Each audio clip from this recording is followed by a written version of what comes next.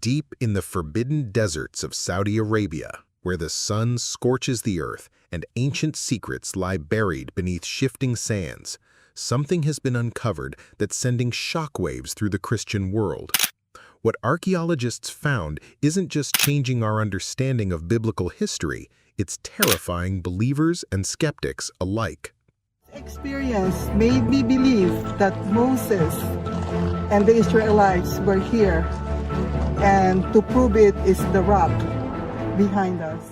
I'm convinced that this is where the Israelites set up their golden calf while Moses was up on the mountain receiving the commandments from God. The discovery is so profound, so earth-shattering, that some are calling it the most important archaeological find of the 21st century. But here's what makes it truly terrifying. It wasn't supposed to exist.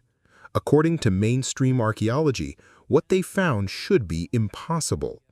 Yet there it is, carved in stone, preserved for thousands of years, waiting to shake the very foundations of what we thought we knew about the Bible. If you're fascinated by archaeological mysteries that challenge everything we believe about biblical history, make sure to subscribe to our channel. We dive deep into discoveries that mainstream media won't touch, uncovering truths that have been buried for millennia. But before I reveal what was found in the Saudi desert, I need to take you back to one of the most terrifying moments in biblical history, a moment so devastating that it changed the course of an entire nation forever. Picture this. Moses has been on Mount Sinai for 40 days and 40 nights, receiving the 10 Commandments directly from God. Below, the Israelites, over 2 million strong, are growing restless. They've witnessed miracle after miracle, the 10 plagues, the parting of the Red Sea, water from a rock, manna from heaven. Yet doubt creeps in. "Where is Moses?" they whisper. "Has he abandoned us in this wilderness?" Fear turns to desperation. Desperation turns to rebellion. And rebellion leads to one of the most shocking acts of betrayal in human history. The people approach Aaron, Moses' own brother, with a demand that would make God's anger burn like fire. "Make us gods who will go before us. As for this Moses who brought us up out of Egypt, we don't know what has happened to him." Aaron inexplicably agrees. He collects their gold jewelry, earrings, bracelets, necklaces, and melts it down.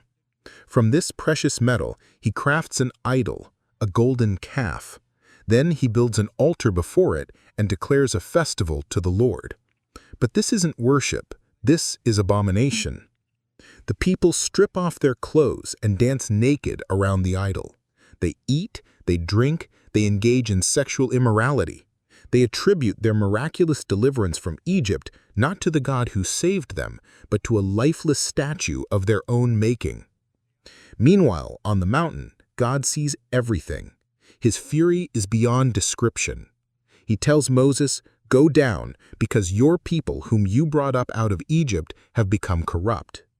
Moses races down the mountain, the stone tablets containing God's own handwriting in his hands. But what he sees at the base of the mountain is so horrifying that he hurls the sacred tablets to the ground, shattering them. The punishment is swift and terrible. The Levites, faithful to Moses, take up swords and move through the camp. By day's end, 3,000 Israelites lie dead, killed by their own brothers for their betrayal of the God who had delivered them. But here's what's truly terrifying. This wasn't just ancient history. The archaeological evidence of this catastrophic event has been hiding in the Saudi desert for over 3,000 years.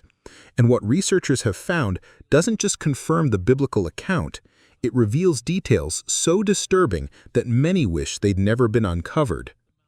For decades, the traditional site of Mount Sinai has been located in Egypt's Sinai Peninsula, where tourists flock and pilgrims pray. But the Bible tells us something different. It says that after crossing the Red Sea, the Israelites entered the land of Midian, which is in modern-day northwestern Saudi Arabia. In the 1980s, researcher Ron Wyatt ventured into this forbidden region and identified Jabal al-Lawz as the true Mount Sinai. What he found was extraordinary, but the Saudi government quickly cordoned off the area, forbidding access to outsiders. But recently, leaked photographs and videos from the site have emerged, and what they reveal is absolutely chilling. The mountain's peak is blackened, not from volcanic activity, but as if scorched by supernatural fire.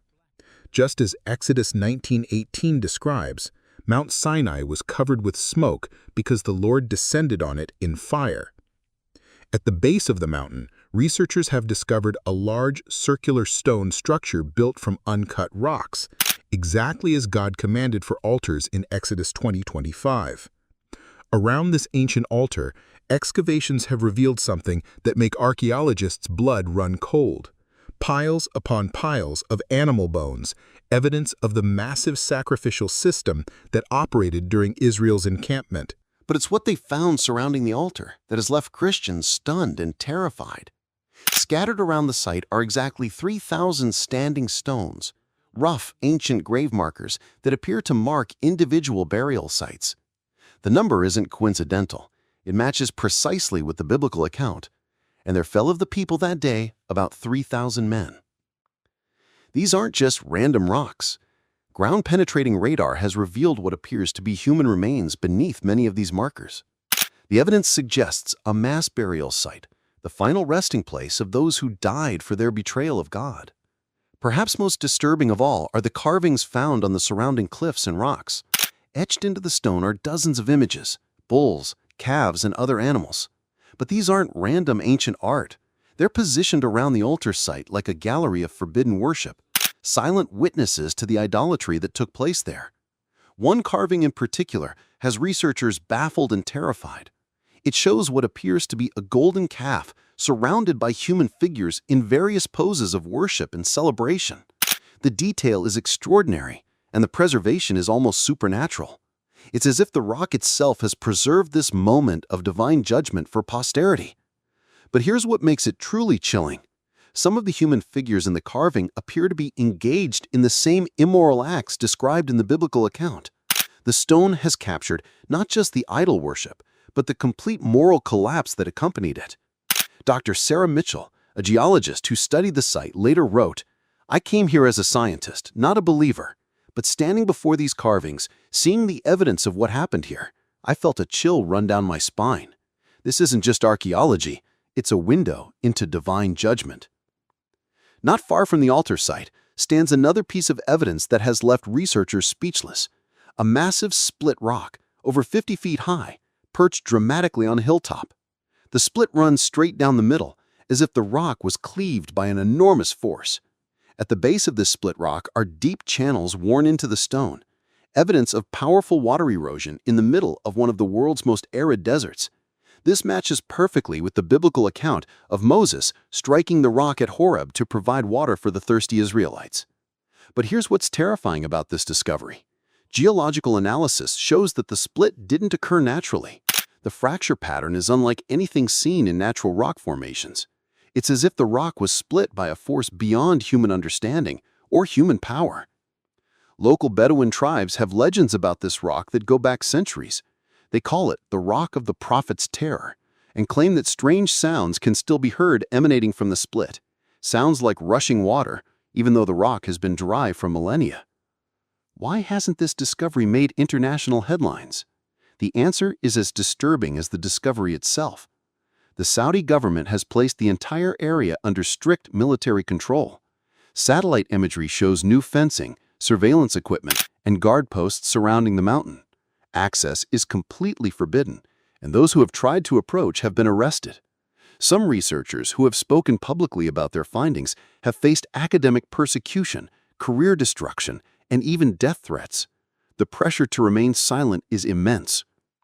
Dr. James Harrison, an archaeologist who visited the site, later said, "What we found there challenged everything I believed about ancient history, but I've been warned not to publish my findings.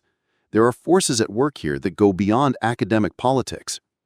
The Apostle Paul wrote that God's wrath is revealed from heaven against all ungodliness and unrighteousness of men. The discoveries in Saudi Arabia aren't just confirming biblical history, they're preserving a record of divine judgment that still echoes through the ages. The 3,000 grave markers serve as a permanent reminder that God takes sin seriously. The carved images of idolatry stand as eternal testimony to the consequences of turning away from the true God. The split rock demonstrates God's power to provide for His people, but also His power to judge those who rebel against Him. These discoveries are terrifying because they prove that the God of the Bible isn't just a theological concept or a spiritual metaphor. He's the same God who rained fire on Mount Sinai, who split rocks in the desert, and who allowed 3,000 of His own people to die rather than tolerate their betrayal. What makes this discovery truly frightening for many Christians isn't just the historical confirmation, it's what it means for us today. If God judged idolatry so severely in the wilderness, how does He view the idolatry of our modern world?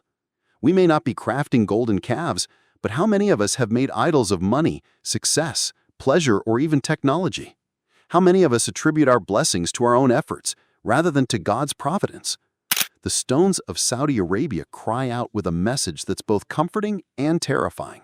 God is real, His word is true, and His justice is absolute. As I stand here, looking at the evidence scattered across this ancient landscape, I'm reminded of Jesus' words, "If they keep quiet, the stones will cry out." The stones of Jabal al-Lawz are crying out with a message that echoes through millennia. God is not mocked.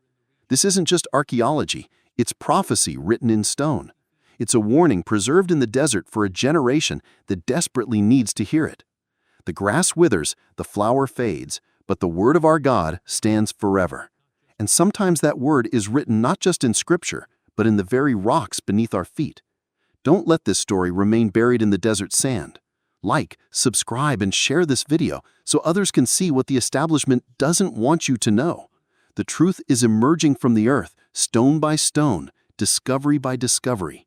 Until next time, remember the past isn't just history, it's a warning, and the desert is speaking louder than ever.